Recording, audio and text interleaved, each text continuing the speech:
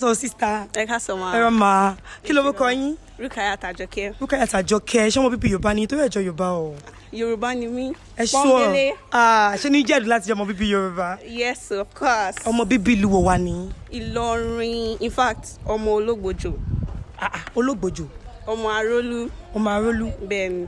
Ẹ kí arolu yẹn fún mi. Wájú ologbojo ìgbà kéni. Ẹ̀yin ologbojo ìgbà kéni. Ike àbùkù kọ́ ike àmúṣẹ̀yẹ ni. Ọmọ arolu owó ọmọ arégún sí mọ́délé wọ̀kọ̀ onímí òjò nílé ọmọ arolu owó. Àjọkẹ́ ọlá mi òjò nílé ọmọ àdọ́gbọ̀n yóò kí òjò dákun mọ́ bàárẹ̀ mi ò níjẹ́ o. Bóyá lọ́wọ́n bó lè fò níbú mi ní iwájú ológbòjò wígbà kéne. Ẹ̀yìn tí bẹ nílé ológbòjò wígbà kéne. Mo wọ̀ tún mo wò sí mi ò rébi tẹ́gbẹ́ mi ò fi ké sí mọ́. Ọmọ ológbòjò bá jíde ọmọ adẹnu létè jìtẹ̀jì oní mi òjò nílé ọmọ.